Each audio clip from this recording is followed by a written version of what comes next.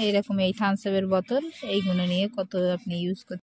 এই যে এই থামসআপের বোতল বাড়িতে আপনার যদি এইগুলো বাদ দেওয়া থাকে কোনোটাই আপনি ফেলবেন না, এইগুলো প্রত্যেকটা আপনার কাজে লেগে যাবে।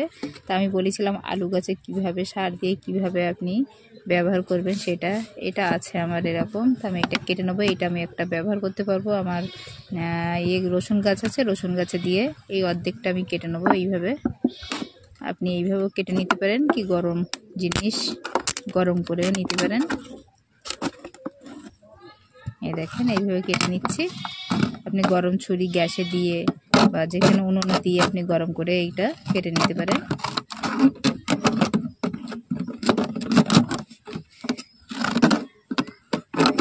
একটা ধারালা কাঁচিও নিয়ে কেটে নিতে পারবেন।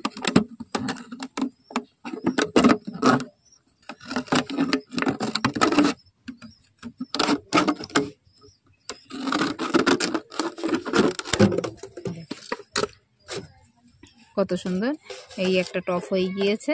এতে আমি রসুন গাছ আমি লাগিয়েছিলাম সেটাই মাটি দিয়ে বসিয়ে দেখাবো। আর এটা আলু গাছে, তা প্রত্যেকটা আমি এইভাবে কেটে নেব।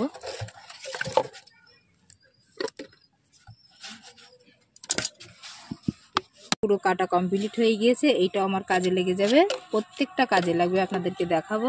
এই দেখেন এটা এইভাবে কেটে নিয়েছি। আর এই যে একটা পুরো ছেদ্র করে নিয়েছি, আপনি কিছু একটা পেরেক হোক যা হোক গরম করে এইটা ছেদ্র করে নেবেন, কি একটা গরম জিনিস যে কোনো জিনিস দিয়ে আপনি ছেদ্র করে নিলে এখানে যে আমি এগুলো দেবো সবজির খোলা, সেগুন দিলে সেই লিকুইডটা এখান থেকে পুরো গাছের গোড়ায় যাবে, আস্তে আস্তে যাবে, সারটা বেশি যাবে না। তো চলেন দেখা। আর এই একটা এই যে এত বড় বোতল, এটাও কেটে নিয়েছি। এই যে মুখে এইভাবে দেবো, দিয়ে এর উপরে প্রত্যেকটা আমি জৈব সার এতে দিয়ে দেবো। কাঁচা সবজি যেগুলো বাড়িতে আমার বাদ দেওয়া সবজিগুলো দিয়ে এই লিকুইড দিয়ে বার হবে, সেইখান থেকে আমার আর গাছে কোনো খাদ্য দিতে হবে না, আলু গাছগুলো ভালো হবে।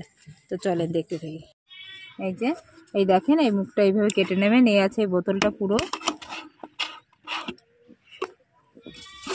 এইভাবে এরকম একটা স্ক্রুড্রাইভার দিয়ে এইটা এইভাবে ছেদ্র করে নেবে প্রত্যেকটা।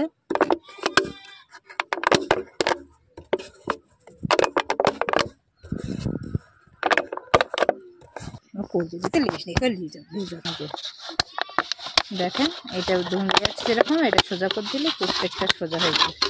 এই যে ছেদ্রও দেখতেই পাচ্ছেন। চলেন আসসালামু আলাইকুম। এই যে আমি কেটে রেখেছিলাম তিনটে, এই দেখাচ্ছি আপনাদেরকে যে কিভাবে এই রসুন গাছগুলো আমি এতে বসাবো, আর এতে মাটি দিয়ে পানি দিয়ে কিভাবে গাছটা আপনার আরও জোর হবে, আরও বেশি রসুনটা তাহলে ভালো হবে।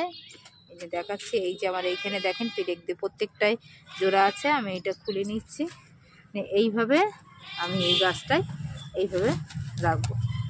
আর এতে পানি দিলে পচে যাবে, তা আমি এখানে পানি দেবো। এই পানিটা এই বোতলের মুখ থেকে টানবে, তাহলে আমার রসুনটা আরও ভালো হবে। এই দেখেন কতটা শেকড়ও বার হয়ে গিয়েছে, সুন্দর হবে।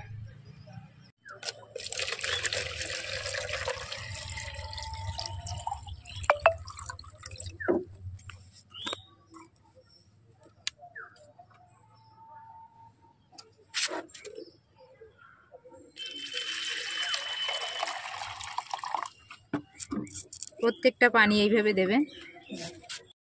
দেখেন কত সুন্দর লাগছে। এরকম এক সাইড করে রাখবেন, কেন এটা নড়াচড়া করলে পড়ে গেলে